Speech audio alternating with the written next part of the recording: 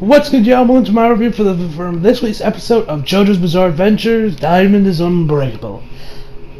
Another fantastic episode. We saw more. I gotta say, Keicho, I believe is how I pronounce the game. Pronounces his name. I love his English voice. We heard a little bit of it last week, but this is when we get to really hear. Oh my God, his voice! It was absolutely perfect for him. Viz. Y'all did a phenomenal job picking his English voice actor. He did an amazing job. So let us begin. So we started off, of course, we left off last week with Keicho being dragged inside and Josuke trying to stop him when Keicho is trying to get out, his arrow that's lodged in Koichi's throat. And he's like, hold on. He tells him, hold on, man. Koichi's got a blade to death if you take the arrow. And he's like, yeah, but this is special to me. He even compares, what does one do when he's done with a CD? He puts it back in the case before he plays the next. This English voice actor is so good. Oh, I love him. I don't know who plays him. If you guys know, tell me down below so I can follow him on Twitter and Instagram, because this man, I love his voice.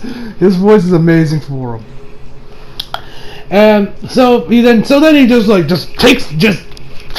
gets it out of there, Koichi's just and then of course Josuke comes running towards him to get fix Koichi up to heal him up, and he's like, yo, you're running towards my dream abode, and he's like, yeah, no shit, Sherlock, how else am I gonna beat your ass? Like, say Koichi.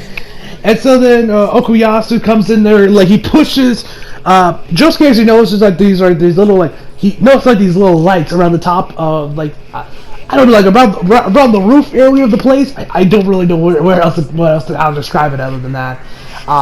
And actually, right when he notices that he's like, okay, there's something up there, Okuyasu manages to push him out of the way, accidentally pushes him out of the way, and he gets left, and then his face just gets he pretty much I don't. We find out what his stand is later on.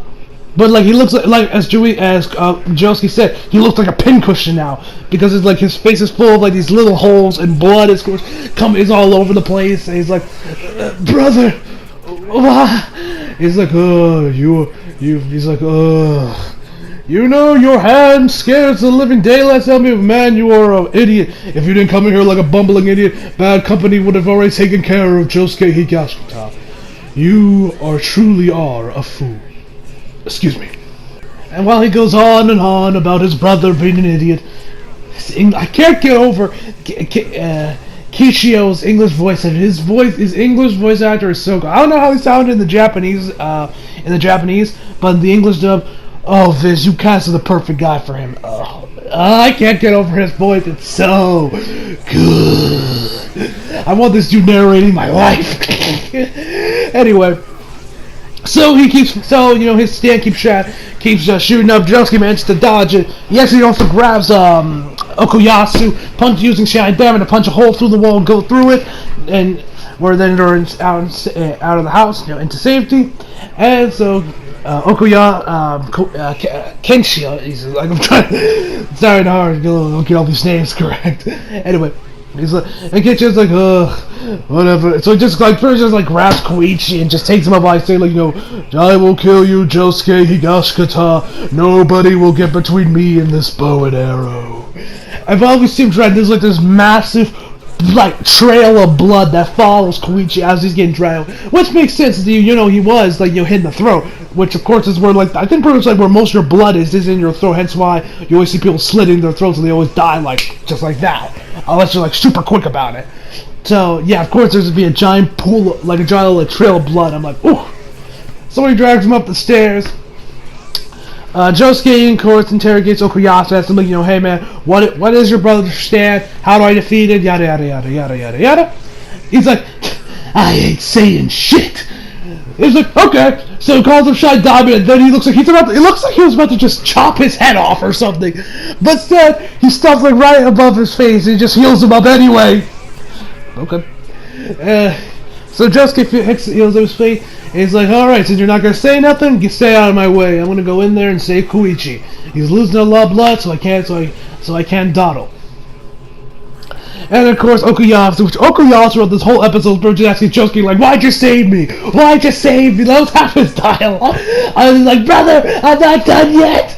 Like, I mean, I feel like Okuyasu will probably, throughout the series, will probably get more character development where he's not so one note throughout the rest of Diamond and Unbreakable. But I will say, I do like him in Keicho wondering. I don't hate him.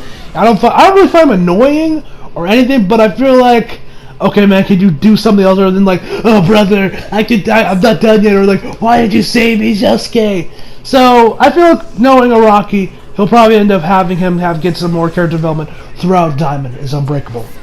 So, when Josuke's right about to go inside, Okuyasu decides to play 20 questions with Josuke like, why did you save me? Tell me, why did you save me? He's like, yo, what about all this stuff? And Josuke just says something easy.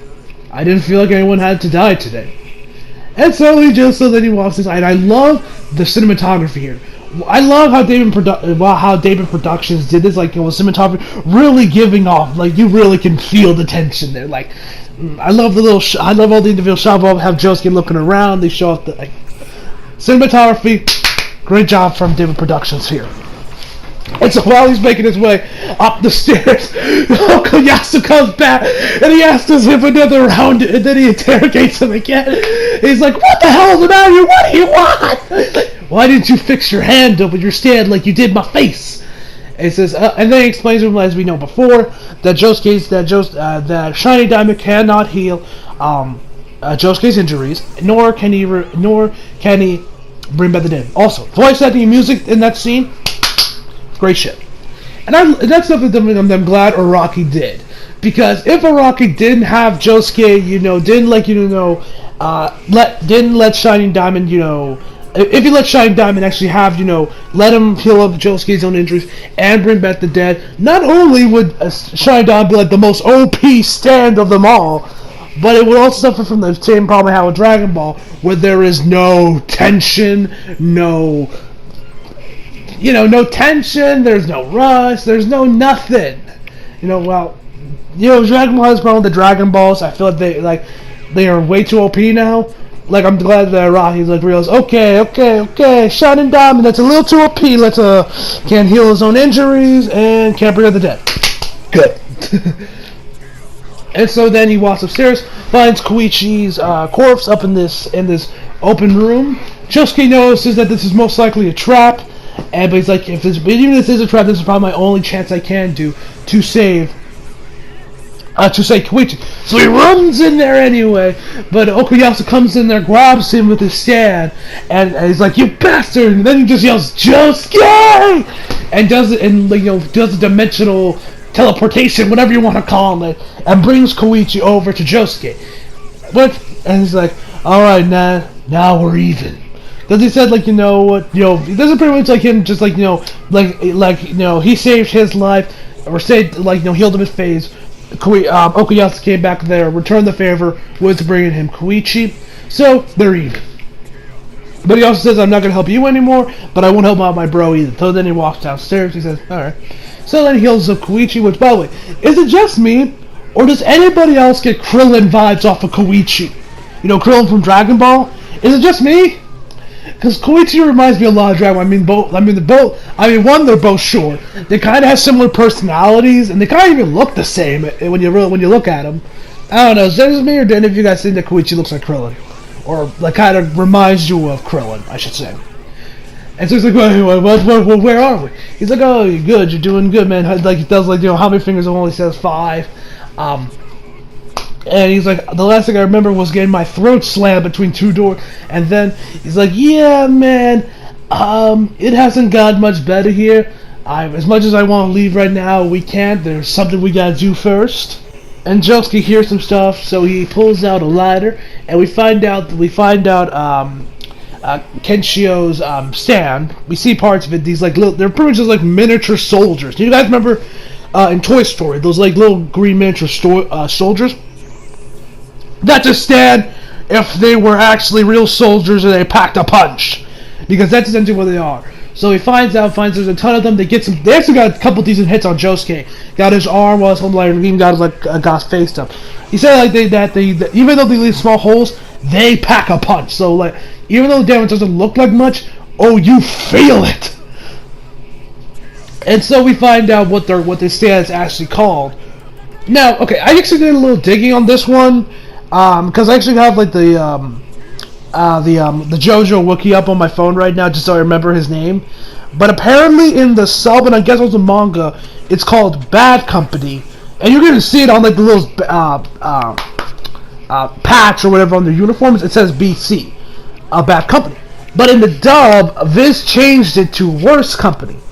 Now, there's probably a massive controversy right now within the JoJo community, like, oh, why the fuck did Viz change it from Bad Company to Worst Company? What the fuck? It's why would they change something so sudden like a star? Like, they're probably bitching and moaning about this kind of shit. Now, okay, I feel like the reason probably Viz did it, I'm changing it, was because, to keep up with the mouth flaps, because, like, because, in case you guys didn't know, for dubs, they do have to adapt the script to, not only do they can't just, take a translated script that's straight from the Japanese, and bam, they dub it like that. They have to adapt it so that it works with the mouth flaps, and all that stuff. So, I feel that's probably the reason why they did end up changing it, was just so they could meet up with the mouth flaps. So instead of saying Bad Company, Worst Company, probably just so that it works with the mouth flaps a little bit better. If I had to assume, I don't work for Viz, I don't know the ins and outs of Viz, so I can't tell you for sure, but I'm assuming that's the reason. And plus, Bad Company and Worst, Bad and Worst are like synonyms for each other, so it's not like they changed it from Bad Company and then it was changed to like Awesome Company or something, or some shit like that. They at least kind of kept the whole bad, terrible thing. Like I said, they're just synonyms for each other, so it's not like it's a huge loss. But yeah, I mean, Bad Company, Worst Company, they're pretty much the same in my books. But I am curious why Viz did change it. I find like I had to guess it was probably due to the mouth flaps. Because I wouldn't understand. Because I don't see why any other reason why Viz would change a stand's name unless they absolutely had to, just so that they could keep up with the mouth, just so they can match up with the mouth flaps. If I had to guess. Anyway, and so they manage to get out the door. They find the door. They get out of there. They're now with like the area like with all the barred up windows and everything. It's like, okay, those guys pack a punch. So they try to say Keicho, I know we're on the second floor, dude, but we need to jump. We need to get the fuck out of here. And so right before they get in there, we also find out that Keicho,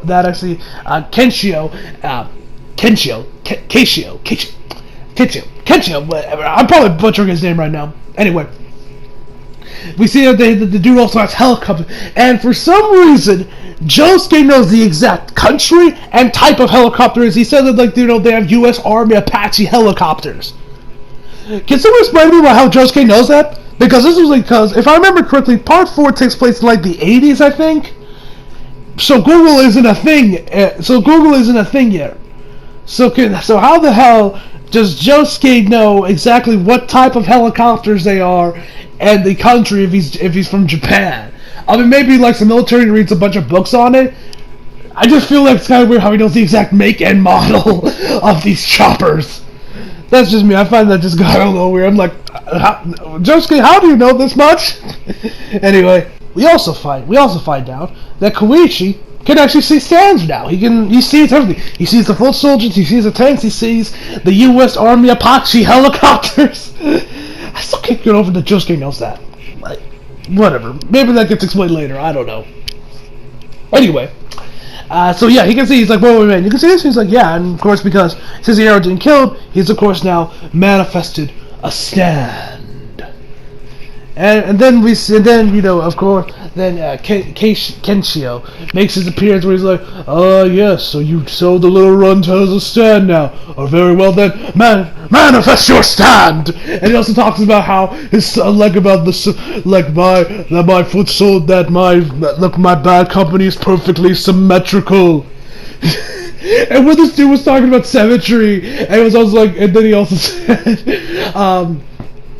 also said, but since you killed some of my foot soldiers, it's now irritatingly asymmetrical now. Like, I just started dying at that point because I immediately thought of Death the Kid from Soul Eater. If you guys seen Soul Eater, you know exactly what I'm talking about. Death the Kid was always obsessed with symmetry, and it was hilarious that, that this dude's also obsessed with symmetry, just like Death the Kid was. Although I don't say he's as bad as Death the Kid. If you saw Death the Kid when something wasn't symmetrical, oh my god, would this man just fucking lose it?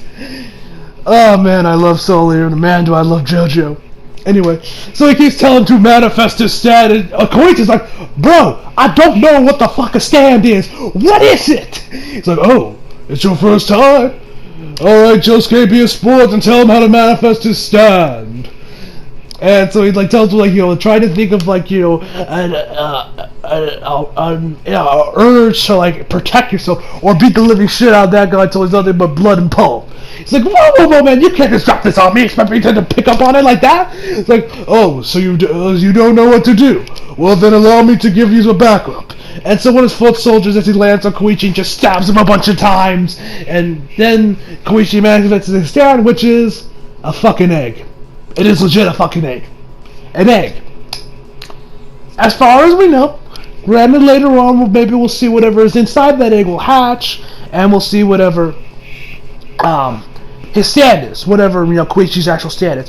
Which actually, Keicho, I swear I'm pronouncing, I swear I still feel like I'm pronouncing his name wrong. Keicho talks about how that Keicho might hold the stand or this power that he's been searching for years. So hence why he's always so that's the reason why he's letting Keicho live as long as he has and let him draw as many breaths as he's let him draw, because he wants to see what if his stand is actually this power that he's been seeking for so long. And so we actually see a little crack a little bit, like there's a little hole points, but we never see what is Keicho's actual stand is. We might see that next week or in a future episode. So Keicho is so right before Keicho starts just lining it up and you know, trying to kill Josuke with all he got, Josuke manages to get Keicho's stand out of the way by kicking it. So they're separated, and so he lights up. Then of course Josuke's just deflecting the bullets with you know, shine diamonds just by punching them. He's like, it's like Wonder Woman with like her bracelets, but only this time he's just punching them instead. Anyway. And so, like, while Keicho's back is turned, Keicho gets up. He's like, you know what? Like, even though he doesn't really know how to use the stage, he's like, I got rise to create the occasion, try to help Josuke. So he tries to help Josuke by trying to summon his stand, but then right before he does anything, Keicho just turns around. He's like, remember, the only reason I'm letting you draw breath is because your stand treats me, and then just bitch slaps him across the room. And he asks Josuke, like, I hear you hate people dissing your hair. He's like, well, why don't you try? I dare you, motherfucker. I dare you. I double dare you, motherfucker. He's like, that won't be necessary.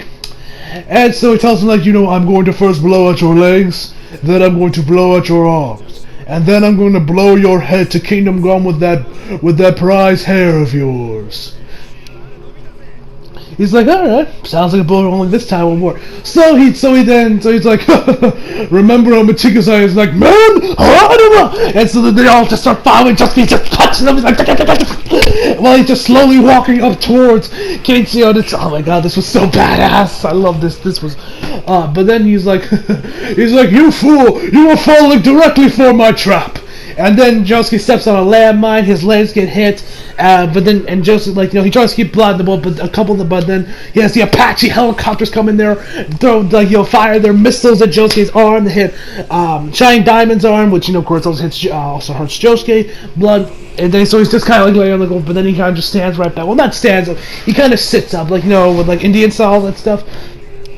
He's like, oh, have you finally admitted defeat? Have you finally admitted defeat? Or are you trying to beg for mercy? He's like, no. You think you have me cornered? You're wrong. He's like, he fires everything at him. He's like, and so then Josuke has the missiles that fire at him. He reforms them back into missiles and has them shooting right back at Keicho. They're a direct hit, and bam, the fucker's dead. He's like, yeah, maybe if you think that was easy, maybe next time you should take some notes and make sure you're meticulous. This